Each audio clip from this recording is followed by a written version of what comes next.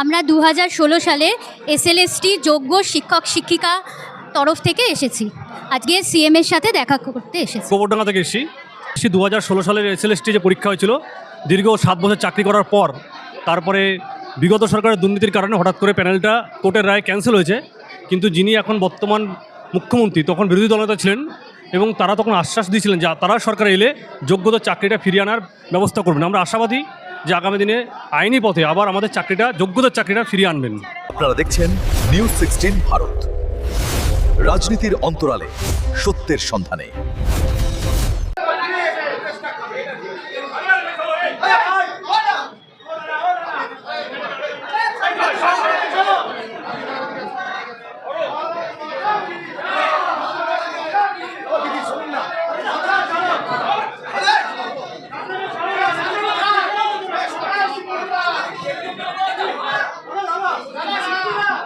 আমরা north Bengal part time teachers welfare association এবং all Bengal HS part time teachers welfare অ্যাসোসিয়েশনের পক্ষ থেকে এসেছি।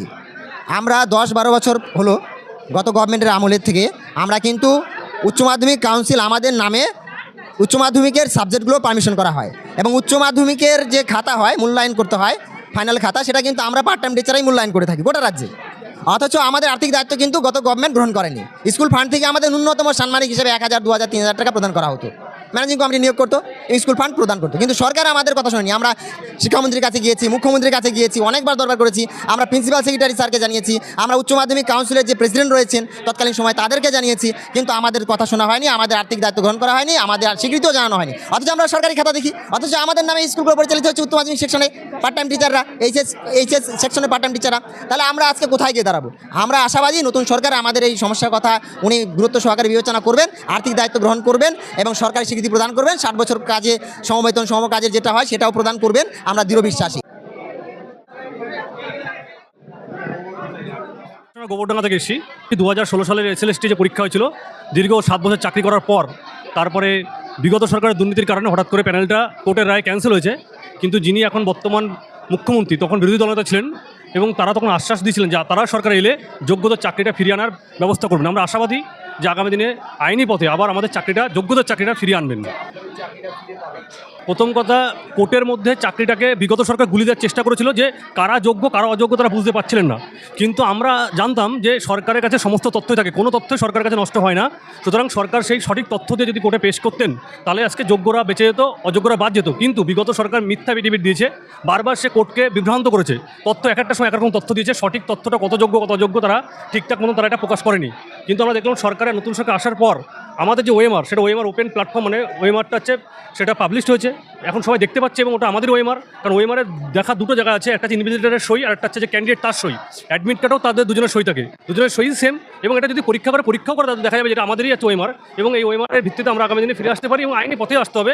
বিগত সরকার যে মিথ্যা বিটিবিট দিয়েছিল যে তাদের কাছে অনেক কিছু তথ্য নেই, এগুলো সম্পূর্ণ মিথ্যা, এটা আমরা বিশ্বাস করি এই সরকার সেটাকে নতুন করে আবার ব্যবস্থা করবে। এছাড়াও যে 2025 সালে এসএলএসটি পরীক্ষাটা হয়েছে, আমাদের ওখানটা রায়ে লেখা ছিল ডিক্লেয়ার ভ্যাকান্সিতে 1/4 নাইটের মধ্যে সিলেকশনটা করতে, ডিক্লেয়ার ভ্যাকান্সি। কিন্তু এই সরকার যেহেতু এই রিক্রুটমেন্ট প্রসেস উনি করতে চায় না, এই যে নতুন ফ্রেশার ভাই বোনদের সাথে একটা নতুন পরীক্ষা নিয়ে পুরো পরীক্ষাটাকে গুলি দেওয়ার ফলে এই নতুন পরীক্ষাটায় প্রায় 200-র উপরে শুধু কেস হয়েছে। প্লাস পরীক্ষা সম্পূর্ণভাবে অসাংবিধানিক পরীক্ষা নিয়েছে। কারণ এই পরীক্ষাটা শুধু কিন্তু এই যে 31শে আগস্ট, সেটা তো আমাদের লাস্ট লাইফ লাইন, এটা নতুন ভাই বোনদের লাইফ লাইন না, কারণ ওরা তো চাকরি পায়নি। তাহলে সুতরাং এই পরীক্ষাটা আমাদের মধ্যে হওয়ার কথা ছিল, উনি আরেকটা পরীক্ষা ওদের জন্য নিতেই পারতেন। কিন্তু উনি কী করেন, দুটো মিশিয়ে দেওয়ার ফলে নতুন রোস্টার করার ফলে অনেক সাবজেক্টের সিট নেই, তারা কোনোদিনই ফিরতে পারবে না। অলরেডি প্রায় 1000-এর উপরে সিট নেই, 0 সিট হয়ে গেছে, 0, মানে তারা ফিরতে পারবেই না। এই জন্য আমরা আশা করছি যে আবার পুনরায় ওই চাকরিটা যদি 16 সাল ফেরত আসে তাহলে আমরা সবাই এই জায়গা থেকে মুক্ত হবো, পরিবারগুলো বাঁচবে।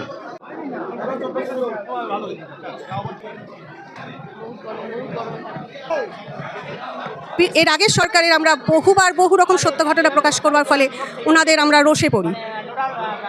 এর ফলে ওনারা আমাদেরকে বিভিন্নভাবে হ্যারাস করেন। তার মধ্যে 2021 সাল থেকে আমার হাজব্যান্ডকে বিভিন্ন জায়গায় বদলি করে দেওয়া হয়। বর্তমানে উনি বিধাননগর পুলিশ থানার আন্ডারে আছেন।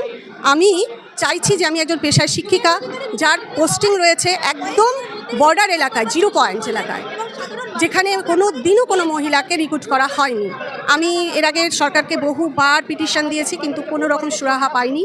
এর জন্য এই নতুন সরকারের কাছে আমি আবেদন নিয়ে এসেছি যেন আমার ট্রান্সফারটা করে দিয়ে আমার হাজব্যান্ডের নিকটে কোনো জায়গায় কোনো স্কুলে যদি পোস্টিংটা করিয়ে দেন, তাহলে আমি ভীষণভাবে ওনাকে আমি এই আশা নিয়েই এসেছি নতুন সরকার আমার পিটিশনটা কার্যকরী করবে। আমরা ভীষণ খুশি। গত বরখাস্ত মুখ্যমন্ত্রীর কাছে আমরা শুধু সমস্যাটা পৌঁছে দিতে সমাধানের জন্য আজকে দীর্ঘ 13 বছর 15 বছর রাস্তায় পড়েছিলাম। আজকে নতুন মুখ্যমন্ত্রী যেভাবে উদ্যোগ নিয়েছে জনতার দরবারে সাধারণ মানুষ থেকে শুরু করে চাকরি প্রার্থী, চাকরিজীবী, চাকরিহারা প্রত্যেকের সমস্যা পুঙ্খানুপুঙ্খভাবে শুনছেন। আমরা কৃতজ্ঞতা জানাই ওনাকে, এবং উনি আমাদের বলেছেন যে সরকার এই শুরু হয়েছে, আপনারা আমাদের সরকারে এনেছেন, আমরা নিয়ম মেনে সমস্ত কিছু আমরা করব। আমরা ভীষণ আশাবাদী। শিক্ষায় বেসরকারিকরণ থেকে শুরু করে অস্থায়ী যারা আছেন তাদের স্থায়ীকরণ থেকে শুরু করে যারা চাকরি প্রার্থী আছে বিগত দিনে দুর্নীতির জন্য যারা চাকরি পাননি তারাও চাকরি পাবেন এবং প্রত্যেকের সমস্যার সমাধান হবে।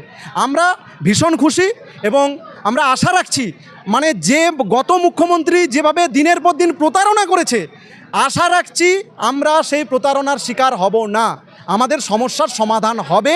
ক্ষমতা পেয়ে জনতার কথা শুনছেন, এটা আমাদের খুব ভালো লাগছে। এটা আমাদের বর্তমান মুখ্যমন্ত্রী সবটাই জানেন, কারণ একাধিকবার অতীতে বিরোধী দলনেতা হিসাবে আমাদের সঙ্গে আলোচনায় বসেছিলেন এবং সুষ্ঠু সমাধান করবেন আশ্বস্ত করেছিলেন। সেইভাবেই আমরা একরাশ আশা নিয়ে ওনার সঙ্গে আজকে সাক্ষাৎ করার অনুমতি পেয়েও ছিলাম। উনি সমস্ত কিছু শুনলেন, যেগুলো আইনগত বিষয় আছে সেই আইনগত বিষয়গুলো উনি বললেন যে দ্রুত যাতে সেই আইনি প্রক্রিয়াগুলো মেটে সেই বিষয়ে উনি পদক্ষেপ নেবেন। আর বাকি যেগুলো সরকারের মানবিক দিক থেকে যে জায়গাগুলো করার দরকার সেগুলো উনি করবেন, এইটুকু আশ্বস্ত দিন। আমরা আমাদের বিষয়গুলো জানালাম, মঞ্চের তরফ থেকে সবার বার্তাও দিলাম যতগুলো মঞ্চ আছে, এবং উনি পার্ট বাই শুনছেন, আলাদা আলাদা মঞ্চে দাবি দেওয়া। আজকে আমাদের 3-4টে মঞ্চর দাবি দেওয়া, 5টা মঞ্চের দাবি দেওয়া আমরা তুলে ধরতে পেরেছি। ব্যক্তিগতভাবে আমাদের 2009 দক্ষিণ 24 পরগনা এতদিন ধরে বঞ্চিত, আমরা দ্রুত চেয়েছি আইনি সলিউশন পেতে, এবং অন্যান্য মঞ্চেরও কথাও আমরা বলেছি।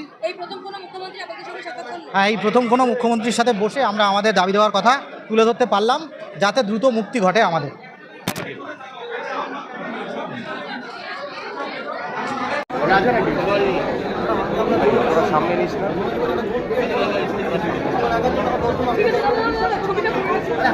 একজন বিখ্যাত প্রমোটারকে হ্যান্ডওভার করি, তিনি ওখানে ফ্ল্যাট ডেভেলপ করে আমাকে ফ্ল্যাট দেবার অঙ্গীকার করেছিলেন। আমরা 5 ভাই বোন। ফ্ল্যাট কমপ্লিট হয়ে যাওয়ার পরেও ওই কামদার আমাকে ফ্ল্যাট দিচ্ছে না, উল্টে আমাকে বিভিন্নভাবে হ্যারাস করছে, থ্রেট করছে। তাই আমি ওই মুখ্যমন্ত্রীর কাছে এসেছি, জয় কামদার এখন জেলে, আমার অধিকার আমি কী করে ফিরে পাবো, এই আশাটুকু নিয়ে ওনার কাছে এসেছি। উনি কি অ্যাডভাইস করেন সেটা জানতে,